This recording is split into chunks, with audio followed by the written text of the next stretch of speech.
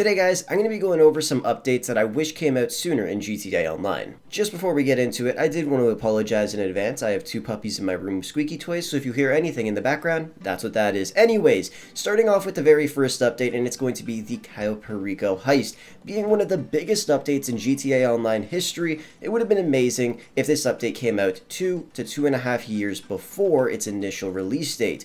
This is when GTA Online desperately needed a huge update. Even though it was released and everybody played it like crazy, it was super popular, and I feel like Rockstar knew that would happen, which is probably why they released it so late. So just in case the game did start to die, which it started to, they could revive it. But then it started to die again. But still, it would have been amazing to see an update like this back in 2018. You guys already know the Cayo Perico heist is the #1 way to make money in GTA Online to this day. No matter what Rockstar releases, whatever they make double money, the Cayo Perico heist is still the best. So having an update like that back in 2018 would have been incredible. And the player base would have skyrocketed to an all-time high if they did that, instead of going up, and then down, and then shooting up again, and then right back down to the ground. But I can see why they released it so much later. Like I said, they wanted to revive the game a little bit, but it's crazy to think that this update came out in 2020. It's nearly 2023. Time is flying by so damn quickly. I literally started doing GTA videos in 2015, and it felt like that was 3 years ago. Time is flying by so quick. It's going to be 2024 soon. GTA 6 is about to come out, and it'll only feel like it's been a couple of months. You never know. The next update that I wish came out a little earlier was the Diamond Casino.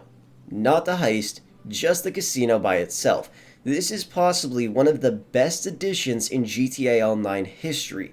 Finally, the casino has opened its doors, and from the day I started playing GTA 5, I drove to the casino, saw that we couldn't access it, and got really disappointed. And then we had to wait 5 years before we could go into the casino. Unlike in other GTA games, we could just walk straight inside and just play some roulette or blackjack or something like that. But for the longest time in GTA Online, it was just a regular building with no features.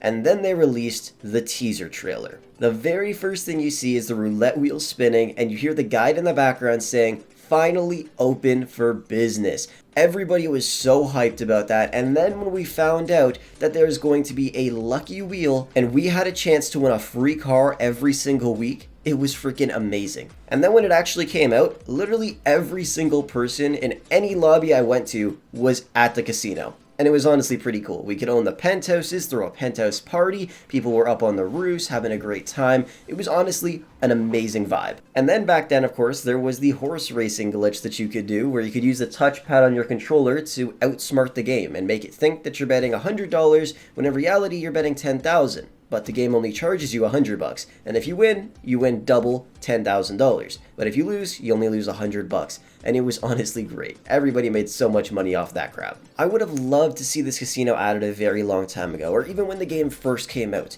At least make some sort of basic casino with little mini games and stuff inside that we could play, and then do a full renovation in the future and make it insane. But it would have been nice to see something back then when the game was first released. And I just think the update came out a little bit too late. And it's also a huge shame that most people can't even use the casino still because of the online gambling restrictions in their country. But it's a video game, it's not a real currency. So for all the people that haven't been able to spin the lucky wheel yet, I feel really, really bad for you guys because it's honestly pretty sick and you guys never even get to experience it, which is kind of stupid. And finally, we have Arena War. When it comes down to it, I feel like Arena War is pretty awesome. But I feel like Rockstar could have done a bit better of a job on it, and if it was released early on in GTA Online, I feel like it would have been a hit out of the park. Obviously, you know before, the Maze Bank Arena was just a regular building like the casino, and we all wanted it to open up and be something awesome, and we had to wait a pretty long-ass time for that to happen. This update didn't come out until 2018, 5 years after GTA 5 was released, which is a long time ago. And take in, it's been an additional 5 years almost since that update was released. That's kind of crazy. But just imagine this. Rockstar released Arena War back in 2014 or 2015. Obviously, if they did that, those vehicles that are in Arena War right now wouldn't be accessible in free mode. Or they would be Pegasus vehicles, or they just wouldn't have some of the features that they have right now. And if they did have the current features that these vehicles have on them right now, and they had that back in 2014 or 2015, it would have really messed the game up. which is why I say they could have done it a little differently back then and made it into a demolition derby or something like that. Just different types of events, but I still think it would have been really fun back in the day.